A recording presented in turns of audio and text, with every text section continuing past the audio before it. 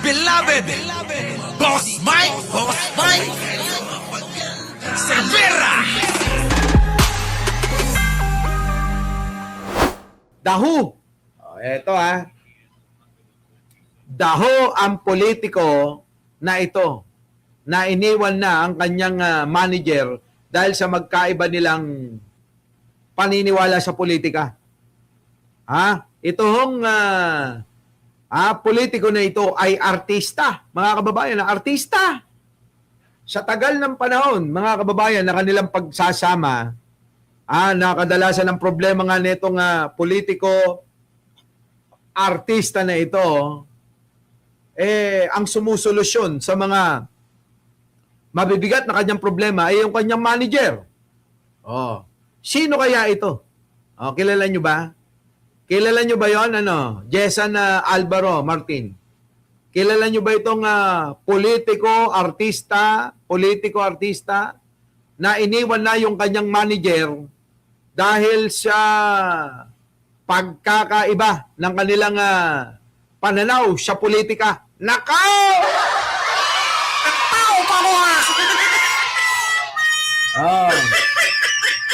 Diba? Mga chismoso talaga kayo.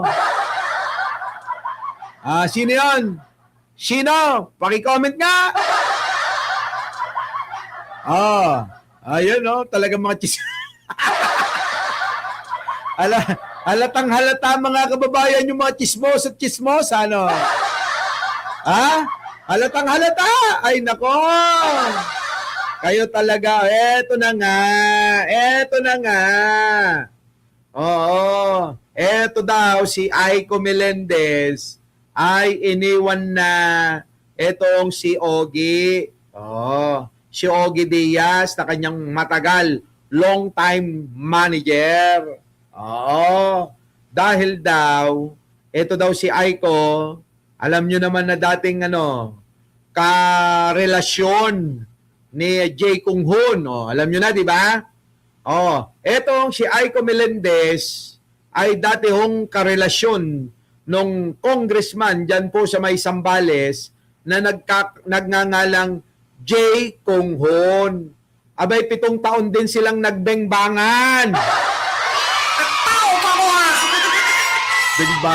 Bengbangan talaga? Di ba totoo? 7 taon din na nagsama etong si Aiko Melendez at etong si Jay Kung Hoon. Di po ba?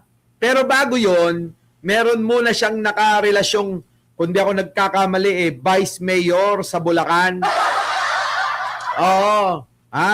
Vice Mayor muna ang kanyang naging karelasyon bago napunta kay Jay Kung Hoon.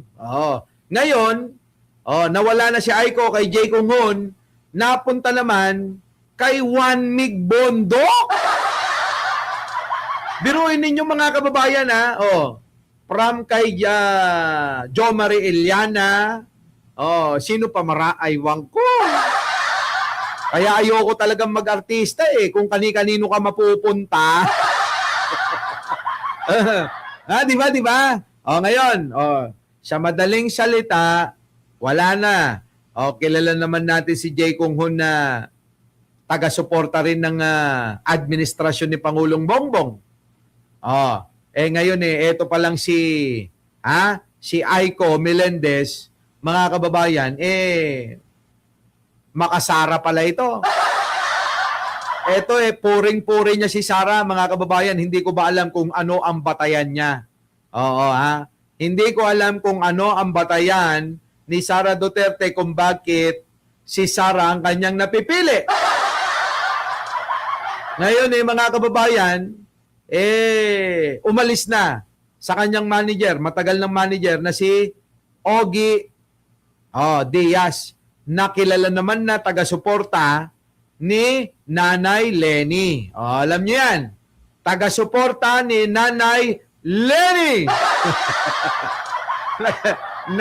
Nagadugarod na lamanan na. Damagin nyo man sino sang kadakkulan.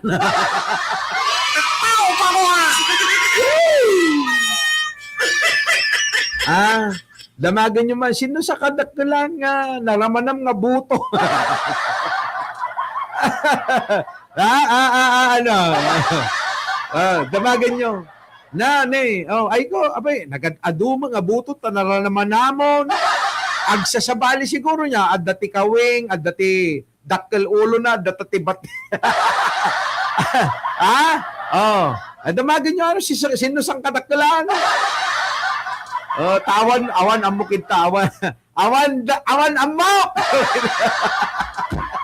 Ay, nako. Okay, ninanalang. Eto na. Para kayo masiyahan. Walang yan. Nanay Christy, pahiram muna ng video, ha? Baka mamaya kung ano na masabi ko rito, ikaw na magkwento. Di ba? Di ba, no? Para mamaya kung ano pa masabi ko dito, mga kababayan, si Nanay Christy na lang ang pagkwentohin natin. Eto na nga. Malapit sa aking puso ito at nire-respeto naming kasamahan sa hanap buhay. Hiwalay na po sina Aiko Melendez at OG Diaz bilang manager at talent. At sabi naman ni OG, siguro isa lamang yung sinasabi nilang problema sa politika. Kasi pinklawan si OG, si Aiko naman ay maka-DDS. Ayan na mga kababayan. Tingnan yung mga kababayan si Aiko, no? Ang tanda na ng itsura. Malayo na mga kababayan ko yung itsura ni Aiko. Bakit ganito? Parang nag-iba na, no? Tuloy. Tinatanong ng mga kababayan natin, dati-dati kay Mayor Joy Belmonte siya, talaga ang lapit-lapit niya. Dati, himodpit pala ito kay Joy Belmonte. Tapos ngayon alam nyo naman na, ay, kayo Kayo sasabihan ko kayo Huwag kayong nagpapaniwala sa mga, yung mga ganyang mga artista. Marami akong kaibigan na artista, baka akala nyo. Kaya mas pinili ko si Jen kaysa sa artista kasi talagang iba. Iba talaga. Mga kababayan, yung mga artista, iba talaga Kaya, mas pinili ko na lang si Jen talaga. Iba maniwala kayo. Ibang klase ang mga yan. Ito na. Sumisip-sip siya, yun ang termino Tapos ngayon, na kay VP Sara, na siya. Pero bakit nung magpaalam si Aiko kay OG, dinaan lang sa messenger? Yun, mapapaisip ka. Saka sa lahat ng problema ni Konsehal Aiko Melendez, si OG Diaz ang katuwang niya sa pagresolba sa kanyang mga problema. Kahit pinansyal, alam ko yan. Grabe, no? Siya pala ang taga ng problema, no? Okay na yun tuloy! Kakapunta siya ng personal. Bakit nung magtatapos na ang kanilang relasyon, bakit nung nagpaalam na siya, dinaan lang niya sa messenger? Bakit may dinaan ito sa messenger? Ay, bastos! Bastos, dinaan lang daw, minessage lang daw si OG Diaz. No? Tuloy. Naman yan, parang kinapost ng respeto si Consel Aiko Melendez kay OG. Ano ba ang dahilan? Bakit kumalas na siya kay OG? Dahil nabulungan din siya ni Juan Mig Bondo. Hindi mayari siya. Alaka! Grabe yung mga artista talaga, mga kababayan, Alam niyo yon mga kababayan, yung mga artista, para bang, akin muna yan, next mo na lang kunin, palit muna tayo, ganun, Para bang nagpapalitan sila ng mga kabingbanga? Ano ba yan? Parang, take nyo ba yan? Okay lang mga kababayan, di ba? Galing sa hindi nyo kilala. Okay lang yun Pero mga kababayan, yung mga artista, galing yan kay Jo Marie. Galing kay Jay Kung Hun yan, yung kilalang politiko sa Zambales. Di ba? Parang para bang palit-palitan na lang, sa'yo muna yan, akin muna yan. Next na lang. Di ba, tignan nyo sila Ellen Adarna. Napunta kay Derek, napunta kay John Lloyd. Tapos, yung naman, sino yun? Yung isa. Napunta naman kay John Lloyd. Yung galing kay Derek, napunta kay John Lloyd. Yung galing kay John Lloyd, napunta kay Derek. Grabe, no, mga kababayan, ano? Parang ano, kaya tuloy, ayoko talaga sa artista. Pangit, mga kababayan, no? Pangit. Oo, akala nyo lang dahil shota, artista. Oo, akala nyo lang yun. Ilang beses ko namang sinubukan eh. Oo. Ilang beses. Kaya lang, wala talaga. Oo. Tama ka, Arnold Lopez. Buti talaga nakalaya na ako. Sabi ni Mama Nesh, parang inggit ka yata, boss. Hindi Ano ka ba? Biktima ako dyan. Alam mo ba yon? Biktima ako. Ilang artista yung pinagpasasaan ako.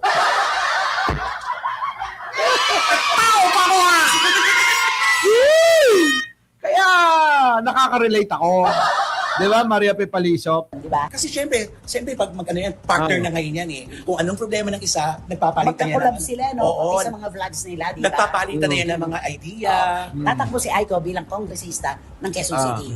Ah. Sino ngayon ang magpoproteksyon sa kanya? Ngayong wala na si OG Diaz. Si OG, pagka merong gumalaw kay Aiko, may pumitik kay Aiko sa mundo ng politika, agad nang nakaharang si OG Diaz. Napakarami pong kwento tungkol kay Aiko Melendez sa District 5 ng Quezon City. Ito naman si Berinya Domingo, artista rebel, boss. Grabe kayo. Walang ganon. Siyempre may mga karir yun eh. O, di ba? May mga karir yun eh. Mababalita. Ano ba yan? Naging ano pala yan ni Boss Mike? Di ba? Bibigyan ko kayo ng clue, ha? Bibigyan ko ng clue. Minsan, meron dito, live stream. Tingnan niyo minsan nag-live stream siya dito sa aking studio nung araw pa. O, hanapin nyo ron. O, tuloy. Ngayon yan, lulutang na isa-isa yan. At anong aasahan natin sa sangga si OG Diaz? Ah. May karapatan na ang bawat isa ngayon na ilantad yung mga kwento na yan. Paano ko mahirap yan? Ang tanong, sino katuwang niya ngayon sa pagdepensa? Si Juan Mig Bondo? Marahil kasi sila na lang ang mag-asama. Kung Kaya ano sabihin ni Aiko, kay Juan Mig, paniniwalaan niya. Kahit hindi naman niya alam yung kwento nung nakaraan. Spiritually, morally, financially, nagpupunta siya kay OG Diaz. Marami pong nagsasabi na si OG Diaz daw po ay iniiwan ng kanyang mga minamanage. Vice ganda, 4 na taon niyang hinawakan. Magkaibigan po sila hanggang ngayon. Kay Liza Soberano, totoo na siya ay iniwan ni Liza Soberano. Pero nakita naman po natin kung alin at sino ang pinaniwalaan ng publiko. Si OG ba o si Liza? Sino bang naapektuhan sa kanilang dalawa, sa kanilang karera? At itong kay Aiko Melendez, bata pa si Aiko na kay OG Diaz na pinoproteksyonan, itinuring na parang anak, kapatid. Eto, sabi ni Aiko, nagkahiwalay man tayo, mother, mahal na mahal pa rin kita. Andito pa rin ang friendship, hindi masisira. Kumbaga, hindi siya nagsusunog ng tulay. Maganda yun. Hindi ba pagsusunog ng tulay, yung nagpaalam ka sa pamamagitan lang ng messenger? Kaya nga. Intriga talaga to si Nanay Christy, no? Kaya nga. Kung ang pinairal mo talaga ay respeto kay OG Diaz, dapat pinersonal mo siya, inilatag mo. Uy, huwag nga kayo nagbabanggit ng mga pangalan dyan. Ikaw talaga. Kung sino-sino binabanggit nyo dyan, no? Mga dahilan kung bakit kailangan mo nang humiwalay at tanggalin siya bilang iyong manager. Talaga, doon uugat ngayon. Bakit ganun? Bakit sa messenger lang? Samantalang dati, di ba? May mga pagkukumpara na yan. Okay? Kung nabulungan man siya at nabulungan ba ang dapat na tawag doon? Nasulsulan? Di Juan Mig Bondok. Abay, isip-isip siya. Ala ka! Di ko kayang tanggapin. Grabe no mga kababayan, samantalang si Juan Mig Bondok dati, iba yung kinakasama. Alam nyo, sa totoo lang matatanda na yung mga yan. Oo. Sigurado ko, mga edad yan, mga 50 mahigit na. Di ba no? Mga kababayan, panis tayo, Arnold Lopez dito. Biruin mo, mga 50 mahigit na itong mga ito eh. Abi, bata pa lang ako, Aiko Melendez na yan eh. Di ba? Sa palagay nyo, mga kababayan,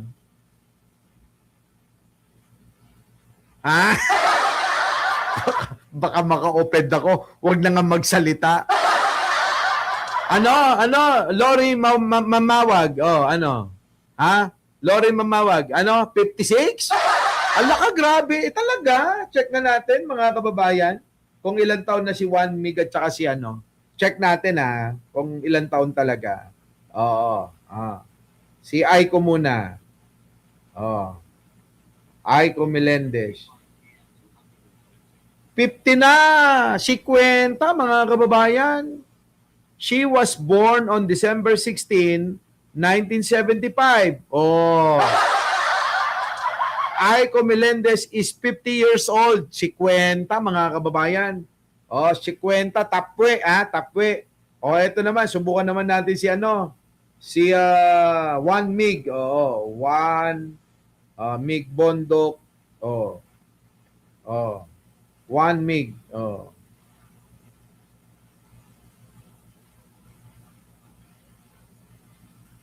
Age.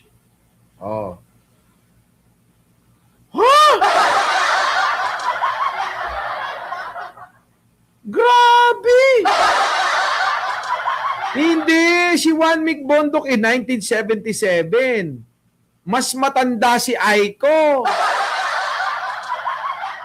Mas matanda si Aiko pala.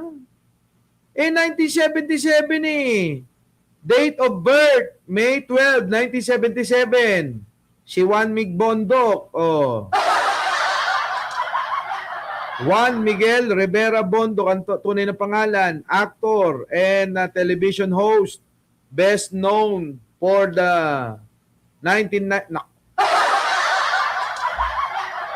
Grabe no mga kababayan, Hindi, 49 na, bembang ka. Tapos si oo nga 51 na nga 51 na. Oo, 51 na si Aiko. Matanda ng 2 taon si Aiko. Oo. 'Di ba? Shawnee Pineda. Kung 1975, 51 nga. Matanda na, mga kababayan, si Aiko. Mas matanda kay Juan Mig Bondok. 'Di ba Alsalmano, kaya nga Wala, oo. Eto na mga kababayan, sige. Matindi ang labanan sa politika. Matindi. Yun talaga ang iisipin natin, matindi ang labanan. At kailangan niya ng isang taong dedepensa Ayun. na nire-respeto at pinakikinggan ng maraming reporters. Okay. Oo nga, baka nga kamag-anak nung Jimmy Bondok, Aileen Arellano, baka nga kamag-anak kaya ganon. Oo, bata pa pala yung Juan Mig Bondok na yan. Kaidaran niya si Ding Dong Dantes, mga kababayan, Kaya nga. Paano? Dito na magtatapos ang ating kwentuhan. Muli mga kababayan, maraming salamat sa inyong pagsama. Hoy! Christian Esguerra, kaya pa ba? Wag na kasi. Makipagbati ka na sa mga loyalista. May oras pa. Di ba, mababait yung mga loyalista. Baka akala mo, pag minahal ka, totoo yan. Ang loyalista, pag nagmahal, totoo. Walang kaplastikan. Pera na lang yung mga, mga sumasakay lang loyalista daw sila kuno. Muli, mga kababayan, maraming salamat sa inyong pagsama. Ako muli ang inyong lingkod, wala nang iba. Mike Cervera po. Laging nagsasabing, mahalin natin ang ating kapwa, pagdasal po natin lagi ang ating bansa. Maraming salamat po. Our beloved Boss Mike.